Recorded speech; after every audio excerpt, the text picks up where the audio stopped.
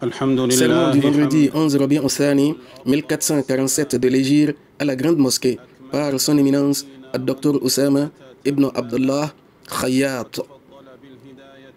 Titre: Celui qui la purifie a réussi. Premier sermon: Louange à Dieu qui dirige toutes choses par sa gestion subtile. Je le loue, gloire à lui, et louange en vérité est à lui. Et pour ses bienfaits petits et grands, j'atteste qu'il n'y a de divinité qu'Allah, unique sans associé.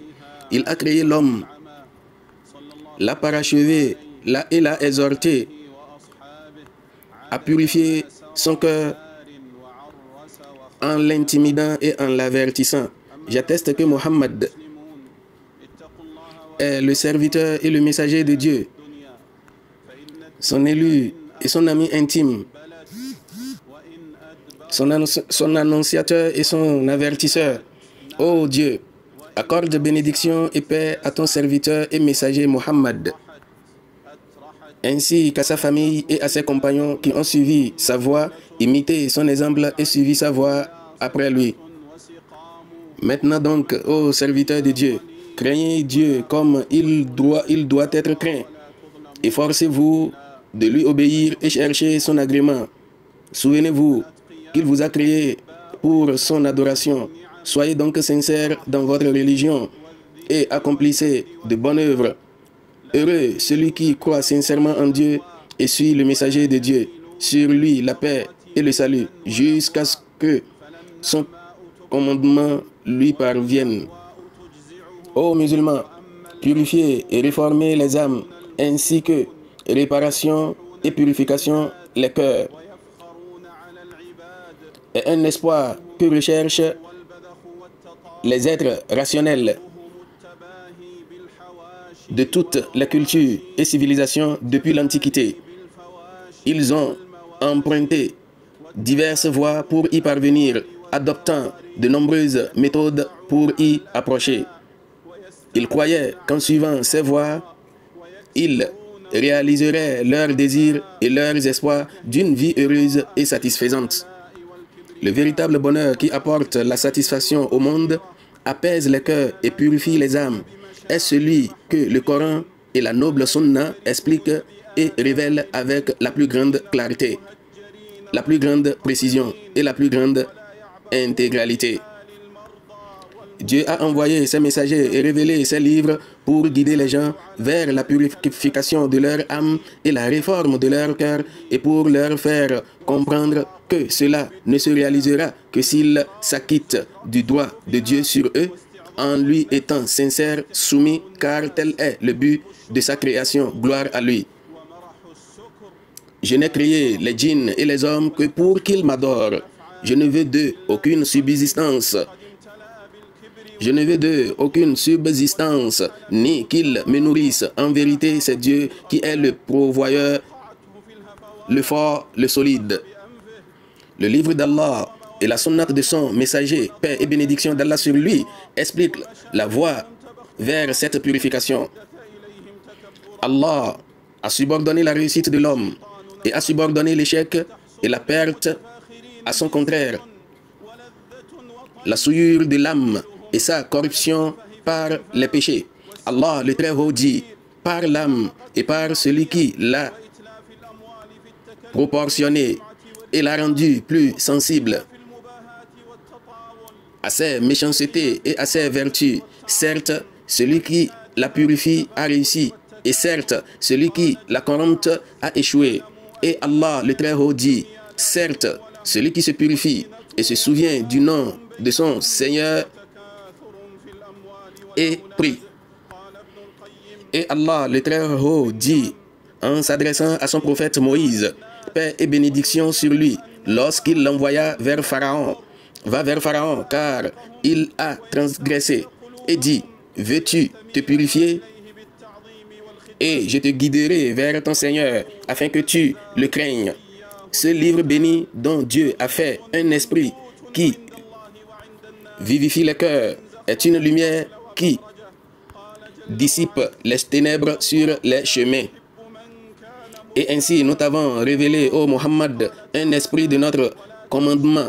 Tu ne savais pas ce qu'était le livre, ni ce qu'était la foi, mais nous en avons fait une lumière par laquelle nous guidons qui nous voulons parmi nos serviteurs, et en vérité, tu guides vers un chemin droit.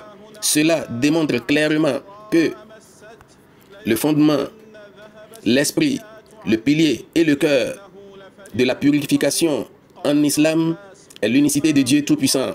Sa réalité, comme l'a dit l'imam Ibn al-Qayyim, que Dieu lui fasse miséricorde.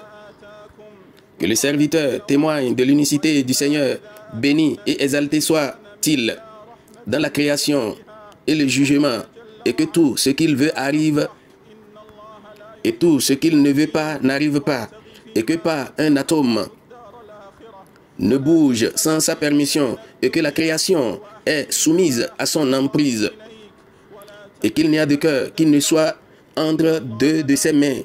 S'il veut le redresser, il le redresse, et s'il veut le dévier, il le fait dévier. Ainsi, les cœurs sont dans sa main, et il les tourne et les dirige comme il veut et comme il le désire. Et c'est lui qui a donné aux âmes des croyants leur piété, et c'est lui qui les a guidés et purifiés, et qui a inspiré aux âmes des mécréants leur méchanceté et les a rendus malheureux. Quiconque Dieu guide est le guidé, et quiconque il égare n'a pas de guide. Il guide qui il veut par sa grâce et sa miséricorde, et il égare qui il veut par sa justice et sa sagesse. Telle est sa grâce et sa générosité. Et la grâce du généreux n'est pas reconnaissante. Telle est sa justice et son jugement. Il n'est pas interrogé sur ses actes, et eux, ils seront interrogés. Serviteurs de Dieu, l'impact du monothéisme sur la purification et même sur la vie du musulman est clairement évident dans l'unification du but et de l'objectif, et dans l'harmonie du savoir et de l'action. Ainsi, la compréhension, la croyance, le savoir et l'action du musulman, son intention, les penchants de son cœur et son activité forment un fil conducteur unique, harmonieux et compatible, exempt de conflits ou de contradictions. Ainsi, la souffrance douloureuse que l'on ressent lorsque ses objectifs sont en conflit et que ses actions se contredisent est soulagée. Renouveler constamment sa foi est l'une des choses qui purifient les âmes. La foi s'efface comme les vêtements. C'est pourquoi les compagnons du messager d'Allah, paix et bénédiction soient sur lui, se prenaient la main et disaient: venez, croyons un instant. Ils s'asseyent et se souvenaient d'Allah le Tout-Puissant. Se souvenir d'Allah le Tout-Puissant, réciter son livre, lui obéir et se rapprocher de lui est le meilleur moyen de renouveler la foi du croyant. Il sait que la foi augmente avec l'obéissance et diminue avec la désobéissance. Il s'efforce s'accroître sa foi.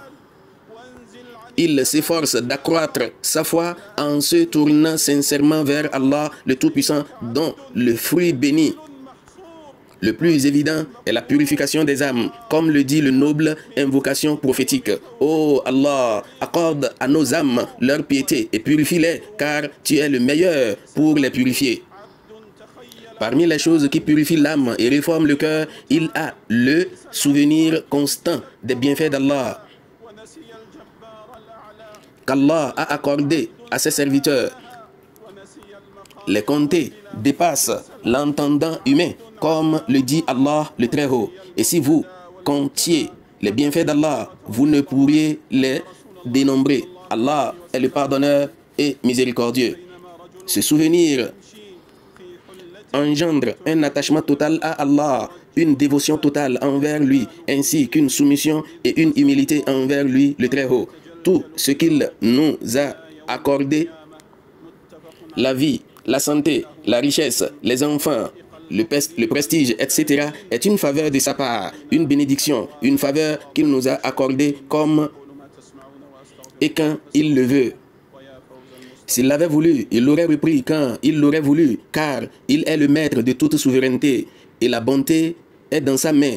Il la donne à qui il veut, et il la refuse à qui il veut. Sans souvenir constamment rend le serviteur conscient de son impuissance et de sa faiblesse, et de son besoin de son Seigneur dans toutes ses affaires. Cependant, le souvenir des bénédictions doit être associé à une œuvre qui plaît et aime Allah, et pour laquelle il récompensera un jour.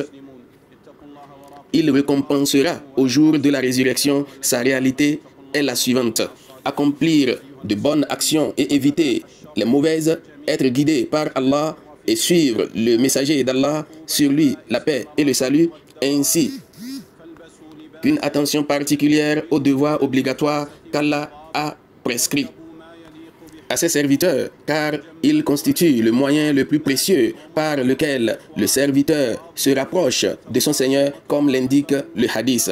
Allah, le Très-Haut, a dit: quiconque se montre hostile à l'un de mes amis, je lui déclare la guerre. Mon serviteur ne se rapproche de moi que par ce que je lui ai prescrit. Mon serviteur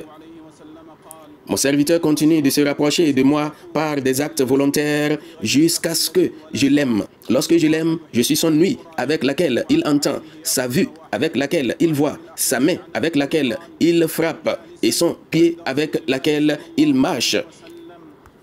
S'il m'implore, je lui accorde, et s'il cherche refuge auprès de moi, je lui accorde refuge. Rapporté par l'imam al-Bukhari dans son Sahih d'après Abu Huraira, que Dieu l'agrée. Parmi les choses qui purifient l'âme figurent les actes du cœur.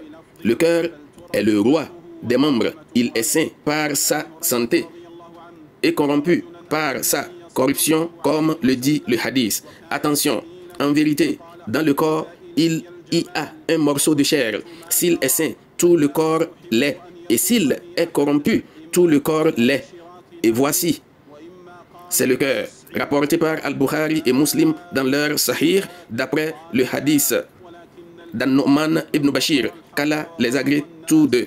Parmi les actes les plus importants et les plus nobles du cœur figurent l'intention et le but de chaque action. Le messager d'Allah, paix et bénédiction d'Allah sur lui, a dit: les actes ne valent que par l'intention, et chacun n'obtient que ce qu'il a voulu. Quiconque a émigré pour Allah et son messager, son émigration était pour Allah et son messager. Quiconque a émigré pour un gain profane ou pour épouser une femme, son émigration était pour ce pourquoi il a émigré. Rapporté par Al-Bukhari et Muslim dans leur Sahih. Craignez donc Dieu, ô serviteurs de Dieu, et adoptez le livre de votre Seigneur et la sunna de votre prophète, paix et bénédiction d'Allah sur lui, comme la meilleure voie pour purifier les âmes et réformer les cœurs. Recherchez l'agrément de Dieu et suivre les traces de l'élite parmi les serviteurs de Dieu. Ceux-là sont ceux que Dieu a guidés, et ceux-là sont doués de compréhension. Que Dieu nous accorde, à moi et à vous, la guidance de son livre et la sunna de son prophète, paix et bénédiction d'Allah sur lui. Je dis cela et implore le pardon de Dieu, le grand et majestueux, pour moi-même, pour vous et pour tous les musulmans, pour tout péché. Il est le pardonneur, le très miséricordieux. Deuxième sermon. Louange à Dieu, le gardien, le digne de louange, l'exécuteur de tout ce qu'il veut. Je le loue, gloire à lui, car il crée ce qu'il veut et fait ce qu'il veut. J'atteste qu'il n'y a de divinité que Dieu, l'unique, sans associé. Et j'atteste que notre maître et prophète Mohammed est le serviteur et le messager de Dieu, le détenteur de la vertu et du droit chemin. Ô Dieu, accorde bénédiction et paix à ton serviteur et messager Mohammed, ainsi qu'à sa famille et à ses compagnons jusqu'au jour du jugement. Ô serviteur de Dieu, le repentir est l'un des meilleurs moyens de purifier l'âme et de réformer le cœur. La servitude du repentir, comme l'a dit Ibn al-Qayyim, que Dieu lui accorde sa miséricorde, est l'un des actes de servitude les plus aimés et les plus honorés envers Dieu. Dieu aime ceux qui se repentent. Si le repentir n'était pas ce qu'il chérissait le plus, il n'aurait pas affligé la plus honorée des créatures du péché. Par amour pour le repentir de son serviteur, il l'a affligé du péché, ce qui provoque son repentir bien-aimé et accroît son amour pour son Seigneur. Le repenti a un statut auprès de lui, gloire à lui, qu'aucun d'autre acte d'adoration ne possède. C'est pourquoi, gloire à lui, il se réjouit du repentir de son serviteur avec sa plus grande joie imaginable.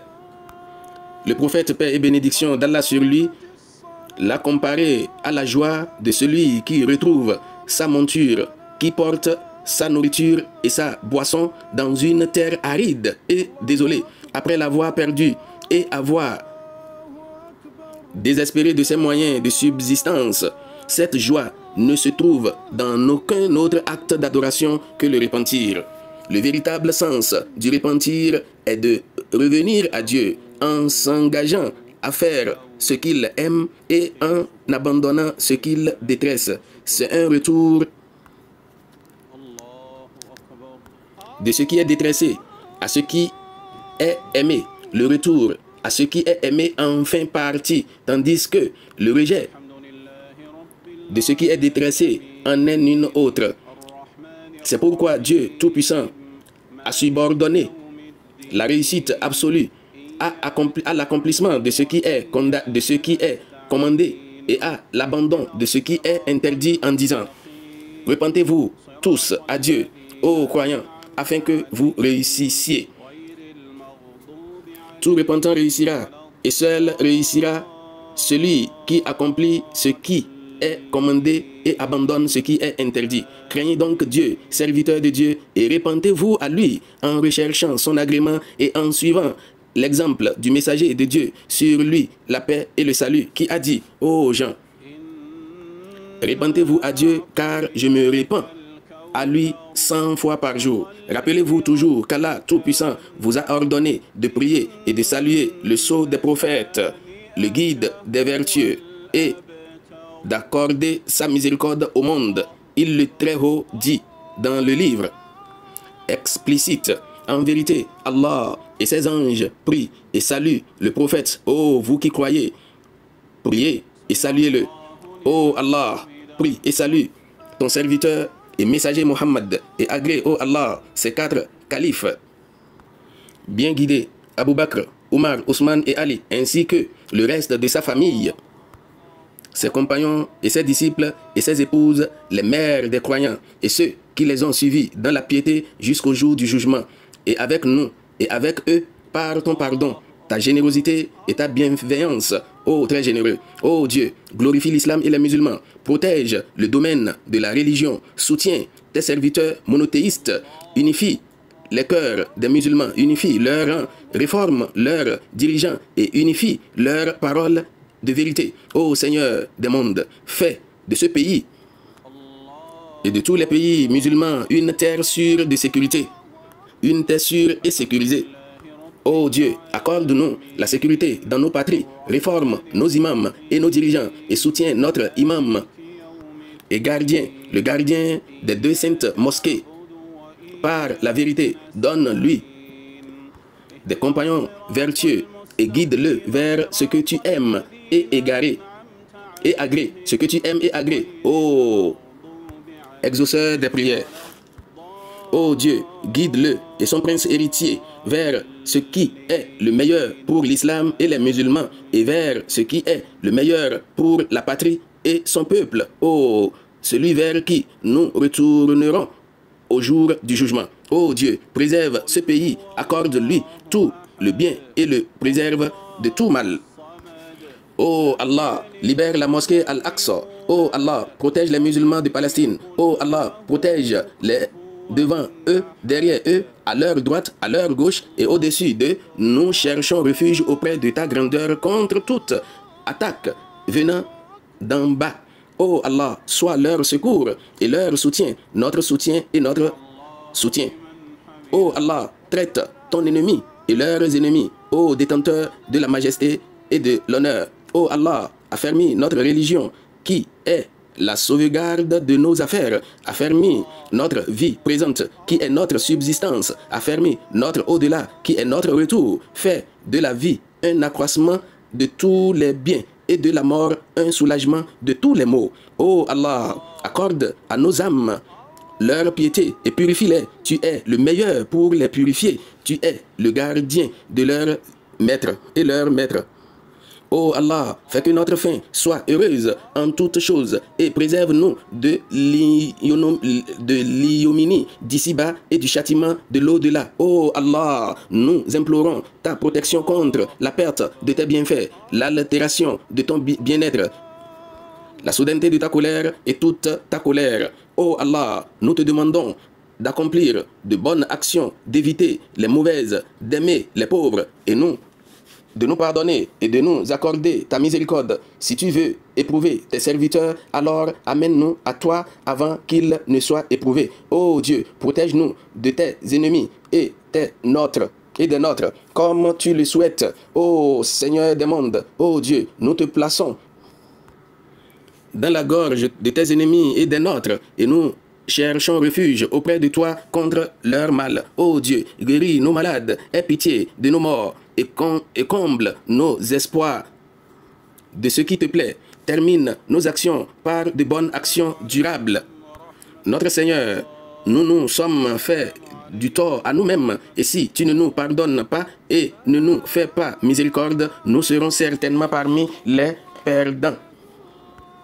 Notre Seigneur, accorde-nous le bien ici-bas et le bien dans l'au-delà, et préserve-nous du châtiment du feu. Que la paix et les bénédictions de Dieu soient sur son serviteur et messager, notre prophète Mohammed, ainsi que sur toute sa famille et ses compagnons. Louange à Dieu, Seigneur des mondes.